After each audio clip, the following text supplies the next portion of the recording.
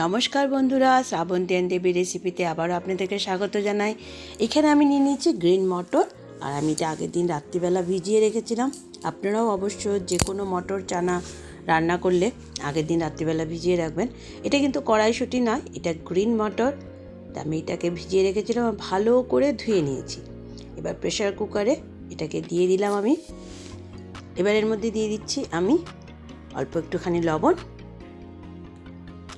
দিয়ে দিচ্ছি এখানে দারচিনি, ফ্লেভার হবে খুব সুন্দর তার জন্য। আর দিয়ে দিচ্ছি অল্প একটু হলুদ, আর একটু পরিমাণে জল দিয়ে আমি এটাকে 2টা থেকে 3টা, এর বেশি সিটি মারবো না, নাহলে পুরো গলে যাবে। আবারও বলে দিচ্ছি, আমি এখানে কড়াইশুঁটি ইউজ করিনি, এখানে আমি গ্রিন মটর ইউজ করেছি। তো চলুন এরপরে স্টেপ দেখাই। এবার আমি এখানে নিয়ে নিয়েছি পালং পাতা। পালং পাতাটাকে ভালোভাবে ধুয়ে নিয়েছি। এবার এটাকে একটুখানি সেদ্ধ করে নেব ভালো করে। তার জন্য আমি দেখুন কড়াইয়ে জল বসিয়ে দিয়েছি, আর এর মধ্যে পালং পাতাগুলোকে আমি দিয়ে ভালো করে একটু সেদ্ধ করে নেব। তো আজকে এই পালং পাতা দিয়ে এই গ্রিন মটরের রেসিপিটা তৈরি করব। পুরো ভিডিওটা দেখার অনুরোধ রইল। দেখুন আমার পাতা সেদ্ধ হয়ে গেছে। এবার পাতাগুলোকে একটু ঠান্ডা জলে রেখে দেব, যাতে তাড়াতাড়ি ঠান্ডা হয়ে যায়। গরম জল থেকে তুলে একটু ঠান্ডা জলে রেখে দিচ্ছি পাতাগুলোকে। এবার চলুন মশলাগুলো তৈরি করে নিই। আমি এখানে মিক্সি বোলটা নিয়ে নিয়েছি, এর মধ্যে নিয়ে নিচ্ছি 2টো টমেটো, দিয়ে দিচ্ছি আদা, আর দিয়ে দিচ্ছি 4-5টে কাঁচা লঙ্কা, আর সামান্য একটু জল দিয়ে এর একটা প্লেন পেস্ট তৈরি করে নেব। এই দেখুন আমার পেস্ট রেডি হয়ে গেছে। এবার পালং পাতাগুলো ঠান্ডা হয়ে গেছে। পালং পাতাগুলোকেও আমি মিক্সি বলে নিয়ে নিলাম। তার মধ্যে দিয়ে দিব বেশ একটুখানি ধনেপাতা, আর দিয়ে দিব এর মধ্যে 2-3টে কাঁচা লঙ্কা, দিয়ে এটারও একটা প্লেন পেস্ট তৈরি করে নিচ্ছি। সামান্য একটু জল দিয়ে দিচ্ছি। তো দেখুন এটারও আমার প্লেন পেস্ট তৈরি হয়ে গেছে। তো চলুন এবার রেসিপিটা শুরু করা যাক।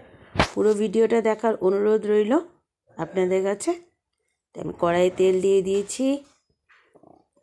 তেলটা গরম হলে এর মধ্যে আমি দিয়ে দিচ্ছি গোটা গরম মশলা। এখানে আমি এলাচি, লং ইউজ করেছি। দারচিনি যেহেতু আমি দিয়ে দিয়েছি মটর সেদ্ধর মধ্যে, এখানে আর না দিলেও চলবে।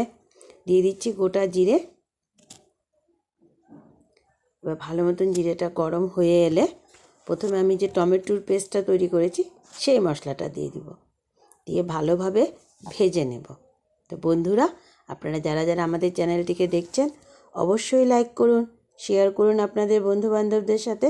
সাবস্ক্রাইব করলে অবশ্যই বেল আইকনটি প্রেস করতে ভুলবেন না। দেখুন আপনাদের সাথে কথা বলতে বলতে মশলাটা কিন্তু বেশ আমার একটু ভাজা হয়ে এসছে। মশলাটাকে বেশ একটু ভালো করে ভেজে নিলাম।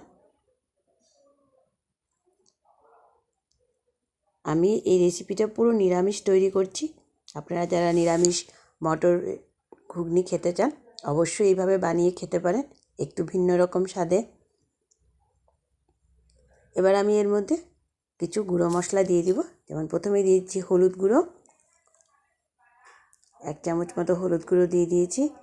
দিয়ে দিচ্ছি এর মধ্যে 1 চামচ মতো জিরে গুঁড়ো, আর দিয়ে দিচ্ছি 1/2 চামচ মতো ধনিয়া গুঁড়ো। যেহেতু আমি কাঁচা লঙ্কা পেস্ট করে নিয়েছি, তাই লঙ্কার গুঁড়োর বদলে আমি এখানে ইউজ করছি কাশ্মীরি লাল মির্চি 1 চামচ, যাতে কালারটা সুন্দর হয়। তো এবার পুরো মশলাগুলোকে আবারও ভালো করে মিশিয়ে ভেজে নিতে হবে, যাতে মশলার কাঁচা গন্ধটা চলে যায়। তো দেখুন মশলাগুলো সুন্দর ভাজা হয়ে এসছে, পুরো জলটা মশলা শুকিয়ে গেছে। এইভাবে জলটা শুকনো পর্যন্ত মশলাটা ভেজে নিতে হবে এবং সুন্দর তেল ছেড়ে দিয়েছে। এবার আমি যে পালং পাতার পেস্টটা তৈরি করেছিলাম সেটা এর মধ্যে দিয়ে দেব। আজকের যে রেসিপিটা তৈরি করছি সেটা হচ্ছে পালং দিয়ে মটর। তো পালং মটর তৈরি করছি নিরামিষ, সম্পূর্ণ নিরামিষ। তো অবশ্যই আপনারা এটা বাড়িতে বানিয়ে নিতে পারবেন। যারা নিরামিষ মটরের ঘুগনি খেতে চান, একই রকমভাবে না বানিয়ে একটু এইভাবে বানিয়ে খেয়ে দেখবেন, দারুণ লাগে কিন্তু। ব্যাস এইভাবে এটাকে আবারও ভালো করে মিশিয়ে একটু ভেজে নিতে হবে। যখন আপনারা ভাজবেন নিজেরাই দেখতে পারবেন এর থেকেও তেল ছাড়তে শুরু করবে। এই দেখুন, এবার এর মধ্যে দিয়ে দিচ্ছি পরিমাণ মতো লবণ, দিয়ে আবারও এটাকে মিশিয়ে নিচ্ছি ভালো করে এবং ভালো করে এটাকে ভেজে নিব।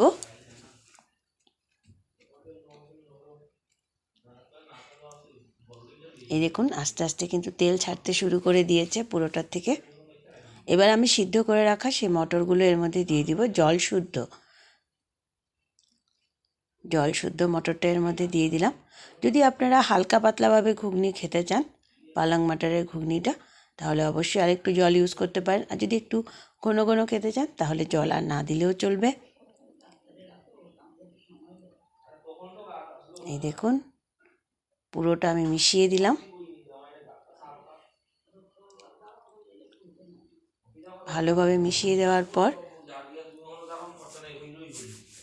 এর মধ্যে দিয়ে দিতে হবে একটু চিনি।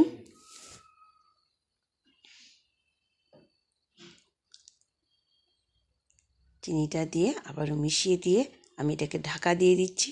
2-1 মিনিট ভালো করে জাল খাইয়ে নেব, তাইলেই তৈরি হয়ে যাবে আমার এই পালং মাটার রেসিপিটি।